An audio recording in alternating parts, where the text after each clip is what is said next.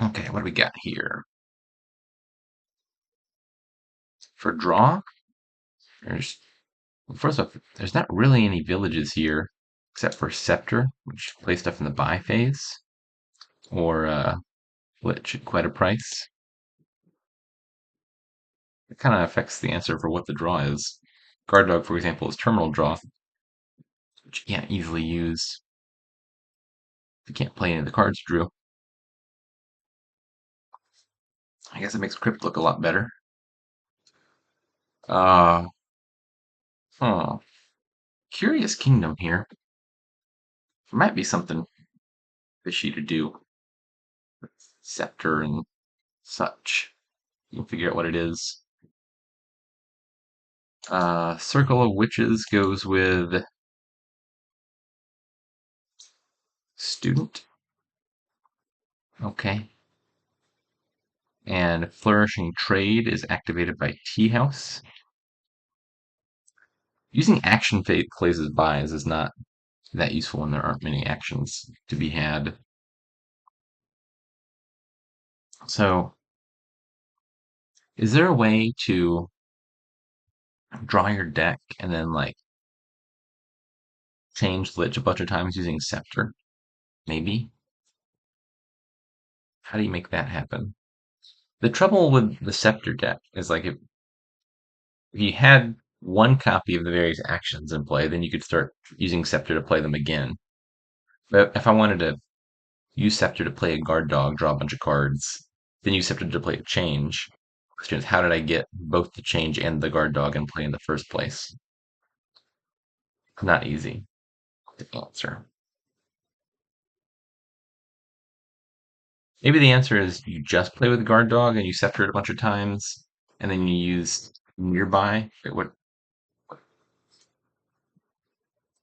forget that I said that. This makes sense. I was confusing nearby and fair.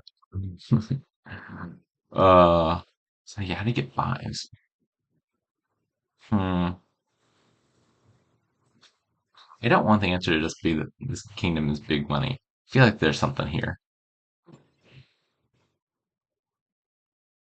You play a lich, you play a guard dog, you play a change, you go to your buy phase, you change another lich into a province, then you play a scepter, play a guard dog, and you draw that lich, and then you change it again with another scepter. There, there's something here. I suspect. The trouble is the payoff. I think. Scepter plus guard dog feels like you could draw a reasonable amount of cards. But then if you're buying one thing, you're not accomplishing much. If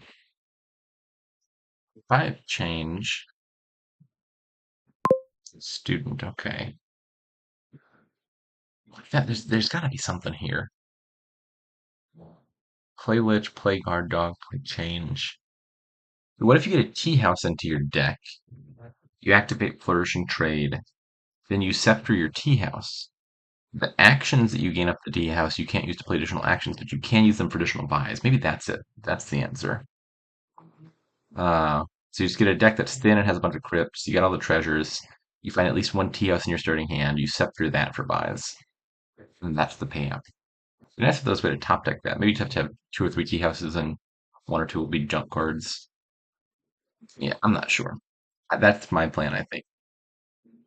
Tea house scepter crypt. Final answer. Go ahead and take a tea house started on flourishing trade, and one more of them. Now I think I just want scepters and crypts, and that's pretty much the deck. Does it make any sense to put a guard dog in there? It might make sense to add a guard dog to that deck. Once the estates are gone, Crypt won't have any great, not Crypt, Change won't have any great targets for it. And Scepter on guard dog can potentially draw a lot of cards. I'll have to see. Wow, both tea houses bottom decked. That's kind of annoying, actually.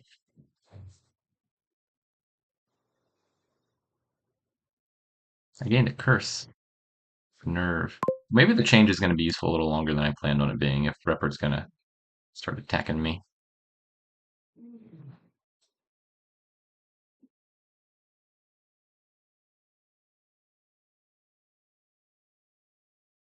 Lich already. Could gain that here if I want. Probably not, right? There's nothing fun in the trash. So if I turn a state into a 3 or a 4 cost, or a curse into a 2 cost, I could still buy a 5. If I had one more money, I could do a state into a 5 and buy a 5. And that's the dream. Not quite. A state into silver seems okay. Silver is a card I can store on a crypt. Curse into Ratcatcher, which I could then set aside, also seems okay. How does Scepter read? Let me read Scepter. When you play this, you play a non-command action card you played this turn that's still in play. I was wondering if, like, supposing I didn't find any TSs in my starting hand, could I call a Ratcatcher and then Scepter that? And that wouldn't work because the Ratcatcher wasn't played that turn.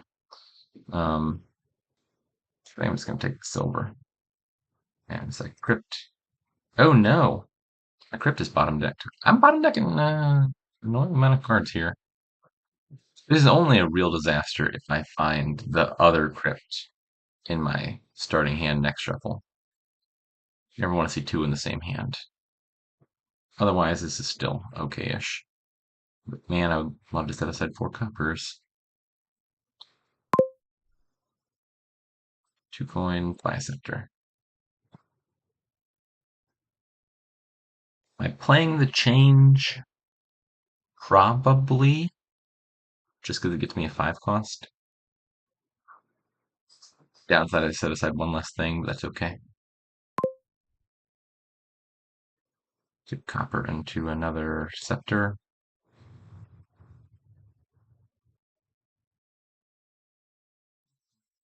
Flourish and Trade's about to be active.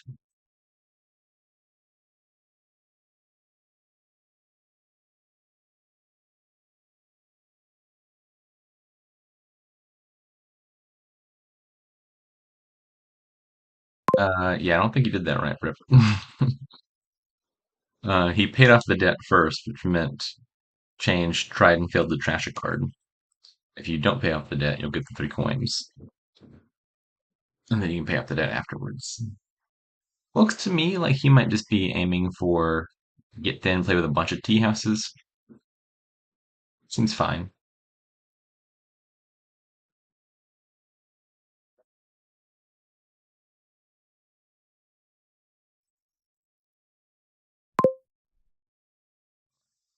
Let's draw again. I'd love to draw the second crypt. Pretty please. There we go. Now this is functionally 3 buys because of flourishing trade.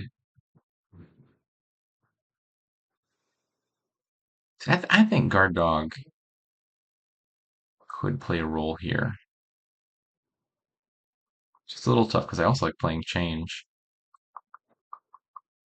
Do both, not effectively. The answer is probably just Crypt Scepter again, and I can consider a Guard Dog in a moment.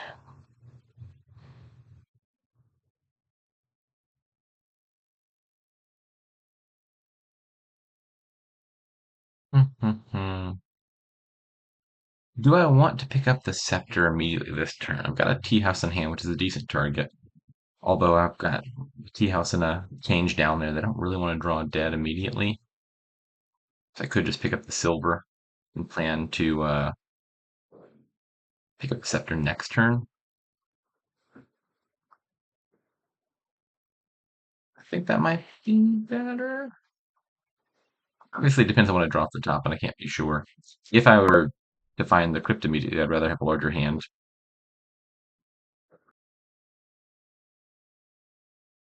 And I'll take the scepter. Just on the principle of, in general, you want to do the thing with more immediate upside. You can see the case both ways. If I were to find, there we go. I think that made it worth it. And I think I'm actually just gonna play this one for 2 money. Bottom 3 cards have a tea house and a change, and I'm happy leaving both of those on top, I think. Right. Well, I have 11. Presume the last card is the treasure of some sort. But rather I think I'm going to take the 1/3 shot. The upside of, oh, didn't hit it. Uh, 12 versus 11, I think would have made a big difference here, which is the argument for doing that. I don't enter the crypt because I got one that's coming back out of play. So just scepter, scepter, and yeah, I'm thinking no on the guard dog because I got chains that needs to be played. This crypt has 5 treasures, so I should probably set aside all 6 here. I guess I could see a case for taking a monastery and trashing the curses that way as well. I don't want crypts to have the same number of treasures on them. The other case would be set aside 4. That leaves more total scepters in the deck. Maybe that's better. I think I'll do it this way.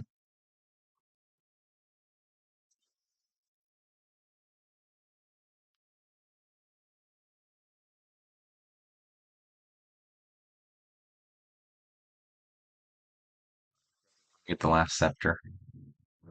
It seems like you might. But where's he going to store them? He's going to have loose scepters rattling around in your deck.